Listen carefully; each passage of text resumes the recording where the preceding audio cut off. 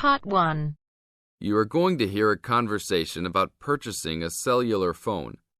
First, you have some time to look at questions 1 to 6.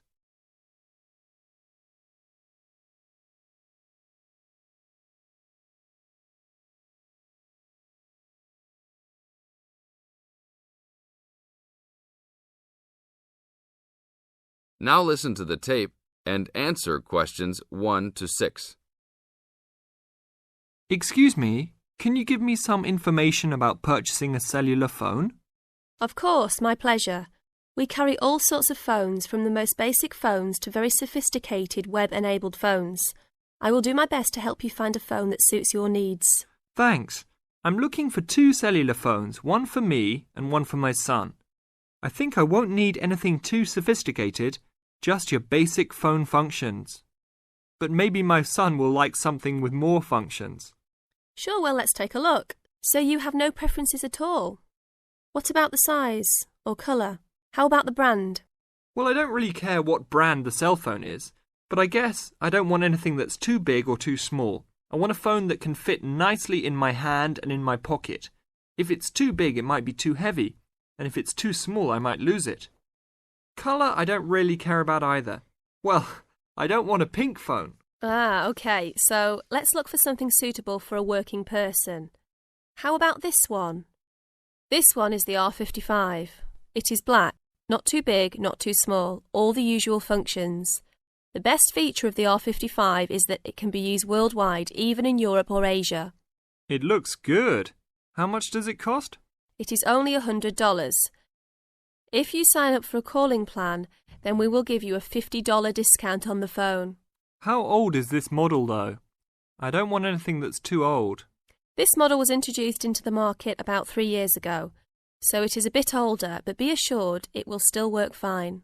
Well, I think I still want something not as old. How about from last year? Any good phones from around that time? Yes, there are some. How about this one?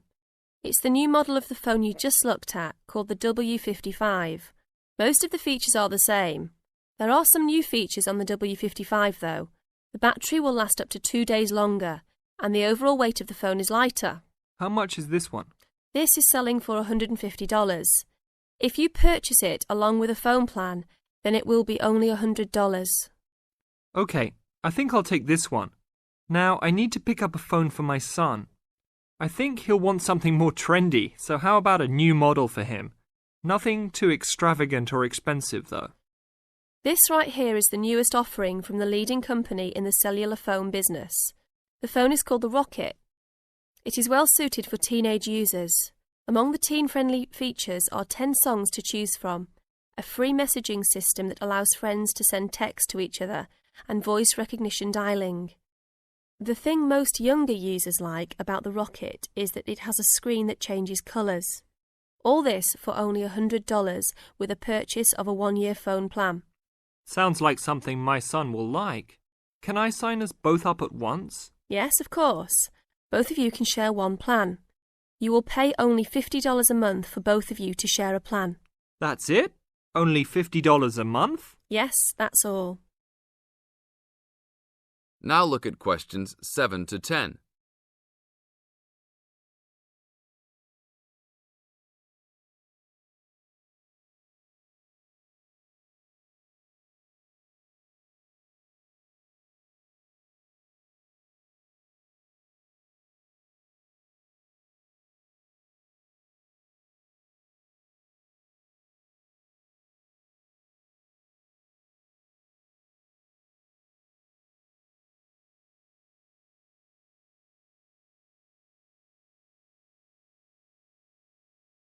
Now listen to the tape and answer questions 7 to 10.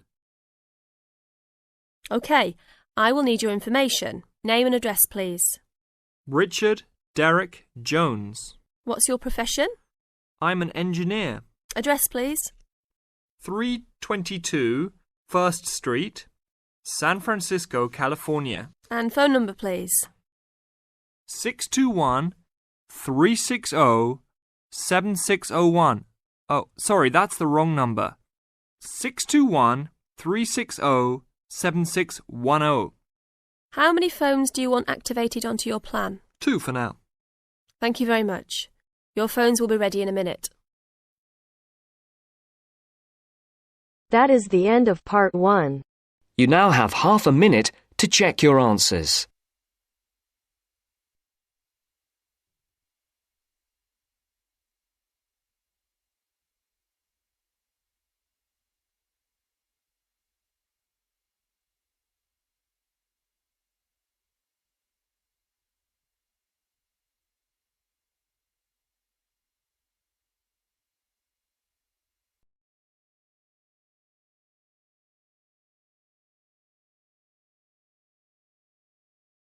Now turns to part 2.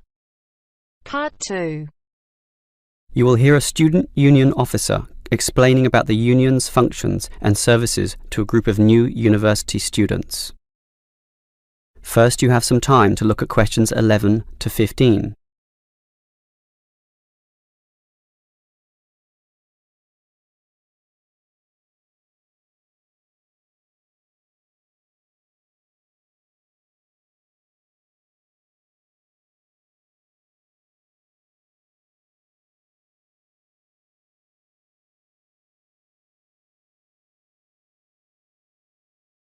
Now listen carefully and answer questions 11 to 15. Hello everyone. Now, here you all are, new university students. And the first question you probably have is, what is a student union? Another question is, do I have to join? Well, regarding this second question, let me say that membership used to be compulsory in the past, but that did cause some controversy, particularly from students who wanted to remain free and unaffiliated, and this university responded. So, joining up is no longer compulsory.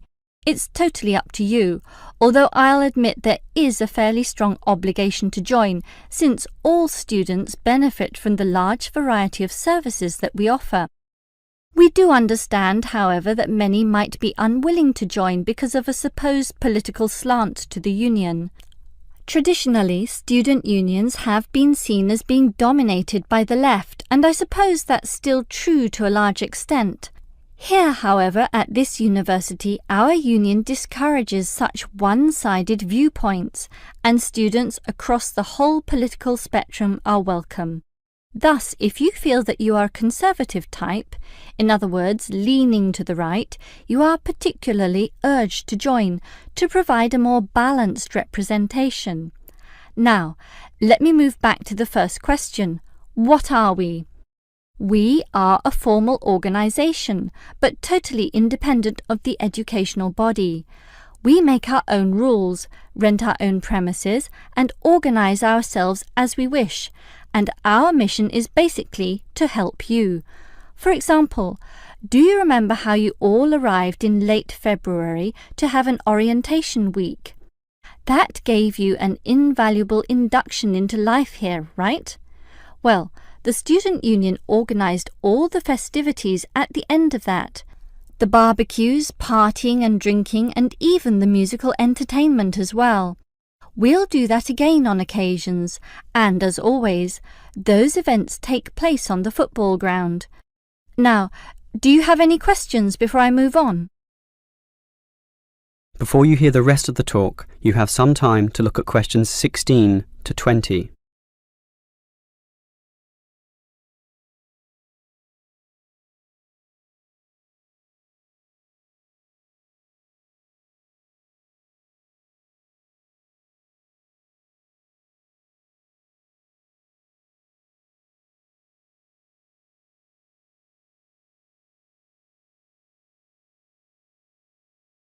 Now listen and answer questions 16 to 20.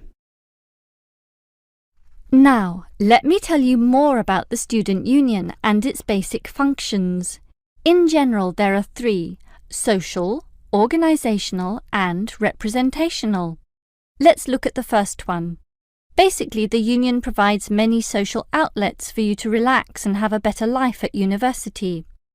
If you go to our union office, you'll find a list of the many clubs and societies we have, where you can make many friends with people who share a common interest. So, after class, sit with them in the cafeteria and discuss whatever takes your fancy. We also maintain sporting facilities and even our own gym, allowing you to relieve some of that pressure and worry after a particularly hard session in the classroom. And we have some small shops and other places where you can buy clothes and sporting gear, in other words, some retail outlets. And if you flash your student union card, you'll get up to 20% discount at the bookshop. But unfortunately, there are no discounts at the union cafeteria. Sorry, no cheap cappuccinos. Finally, there's a student union newspaper, and you're welcome to contribute or put in advertisements if you're buying and selling goods or textbooks. You can also place notices of a more personal nature on the notice board of the union office itself. All right, let's move on to our more serious functions, which are helping you get through life here, as well as representing you in times of trouble. Regarding the second issue, if you have a problem or a grievance, or if you feel under pressure or depressed for reasons both inside and outside the university, for example, perhaps a dispute with your landlord or the people in your local gym, then come to us. We have a range of counsellors and helpers, and even some lawyers, who you can meet in the conference room. So just sip a cup of tea or coffee with them and tell them your troubles, and they'll be all ears. Basically, there's every reason to join the student union, since whatever you need, whether it be social or representational, we will help you.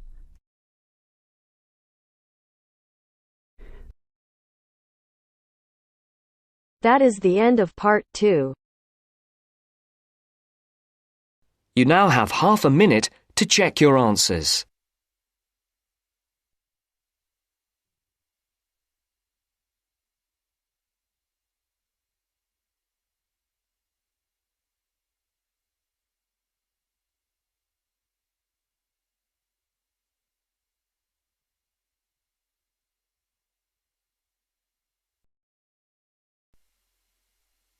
Now turns to part 3.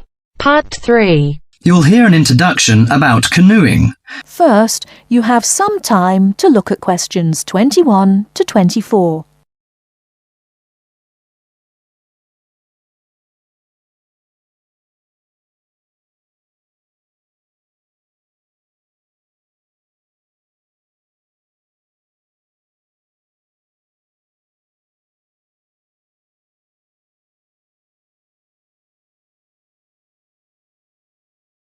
Now, listen carefully and answer questions 21 to 24. Have you imagined paddling around on a river in a small boat?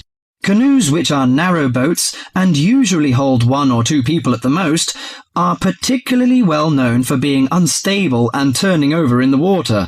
But more and more people enjoy this dangerous sport. Today, Cynthia Bocci, an adult education teacher and an addict of canoeing as well, will share her experience of canoeing with us. Cynthia, when did you begin this sport? Well, I started it 6 or 7 years ago, and soon I got attracted by the exercise. I have to admit that it brings me great fun. It's become part of my life. So, could you describe how you do it? At first, I think you need some like-minded friends. The friends who share the same interest with you. It's no fun at all if you canoe alone. Usually, we assemble in a parking shelter near the Island Lake Recreation Area. We pull our canoes from inside the vans, lift them from atop the cars and trucks, and attach wheels to help transport them to the shores of the lake beside the boat dock. What equipment do you need for the sport? Well, first and foremost, a canoe, of course. The price ranges from £300 to £700, depending on the material they're made from. The more you can pay, the better, really. Personally, I wouldn't look at anything under £500, but that obviously depends on your budget. You also need a hard helmet to protect yourself against rocks when you fall out of the canoe, and believe me, that is very likely to happen. Because of this, it's a must for a beginner to wear a wetsuit. Oh, bathing suits don't work really. Sometimes a life jacket is a necessity in case you fall into water and no one else is nearby. Before you hear the rest of the talk, you have some time to look at questions 25 to 30.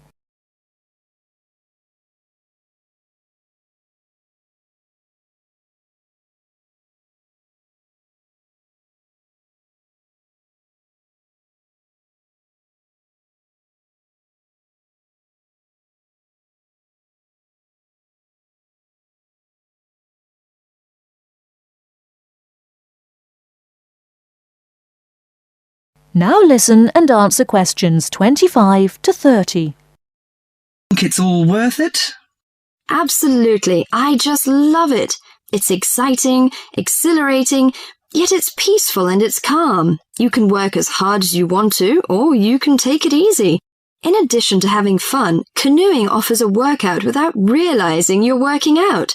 Besides being a great exercise, which is good to heart and lungs, you gain strength and mobility. You build strength not only by paddling, but also from lifting and carrying your canoes. You can also exercise your mobility. Frankly, I never had upper body strength until I started canoeing. Now I can pick my canoe up and carry it on my shoulder with no problem. However, it's not just a workout of the upper body, but also a total body workout. If you're doing it correctly, it's a great calorie burner. And more important to me, paddling isn't strictly about exercise. It's as much about the peace and relaxation that comes from being out on the water. I saw it described on a brochure as liquid medicine for the soul, and that is so accurate. It allows you to take a mental break from your ordinary routine. It's a lot of fun and you meet a lot of great people. We connect on the waterways by responding to email invitations, posting on websites and club announcements. Also, it's a great way to get an up-close view of nature. You can sneak up on wildlife. I've been right next to ducks, deer, and all kinds of birds. You just get a different view than you can get on land. I especially enjoy camping by canoe. It's like backpacking without having to carry a pack on your back. You can put everything you need in the hatches of the canoe. Have you experienced this kind of camping? Well, whatever you say about this sport, it's never dull. I think on one level it's a serious activity and you can become a real champion, but it's a small group who take it that far. But for most, it's a fantastic sport for anyone who likes adventure. That is the end of part 3. You now have half a minute to check your answers.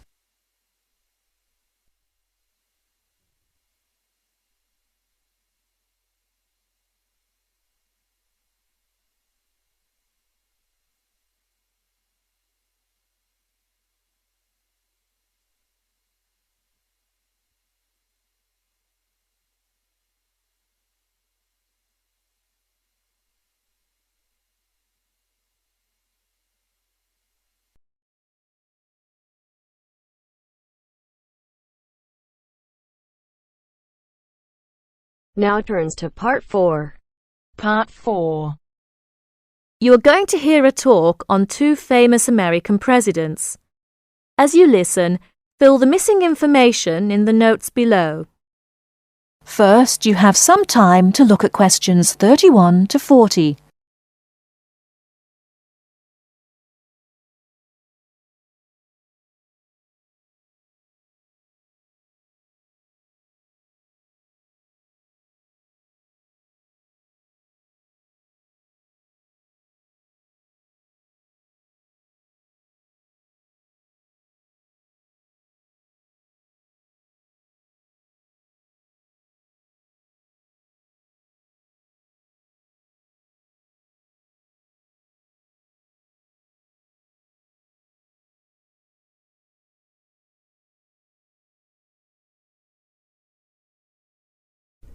Now listen carefully and answer questions 31 to 40.